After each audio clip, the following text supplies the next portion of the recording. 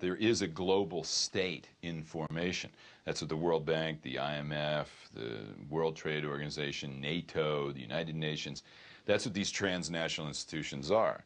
And you have two basic pieces of it. One piece, what I would call the good piece, is the Universal Declaration of Human Rights.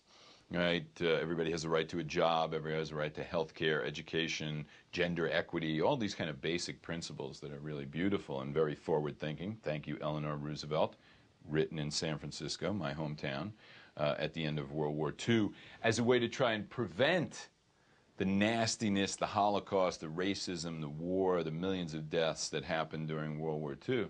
The other piece of the global state, of global governance, is the money, money, money, money, money. Money, money, money, and we'll use violence to impose that extraction of wealth from local economies.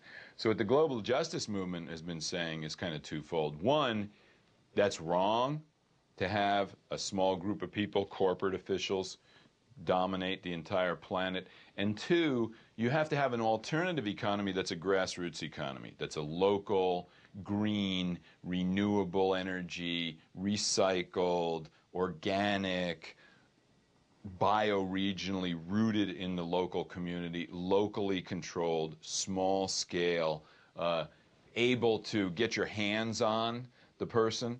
You know, you think you're walking down the street and you got Home Depot on one side and Tony's hardware store on the other side of the street. If you spend your money at Tony's hardware store, Tony's a local guy. You see him at the PTA meeting. You got a problem with his store, you can say, hey, Tony, what's going on here? He's reachable.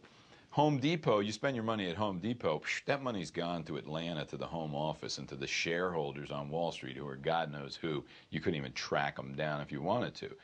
So this is about democratizing the economy. And it's not just about democratizing the local economy, it's about democratizing the global economy.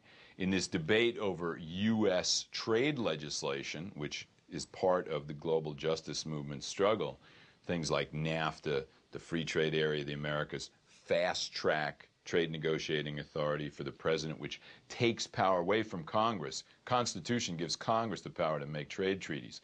Takes that power away and gives it to the president. And this is what they're doing, they're undermining the Constitution bit by bit, right? So in those struggles, we're saying to people, look, you're directly affected by this. The reason that your jobs left, the good manufacturing jobs that used to pay $20, $25 an hour, the reason they left and went to China is because workers in China can't have unions. They're not free. They don't elect their government. They get paid $1 a day.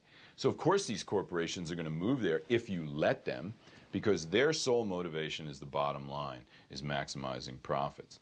So part of the global justice struggle is a transformation of economic enterprise to have a triple bottom line. Yeah, you got to make enough money to pay your bills and keep your nose above water, but you also got to be socially accountable and you have to be environmentally sustainable. Those are the demands of the movement, those additional. So it's a triple bottom line, not a single bottom line.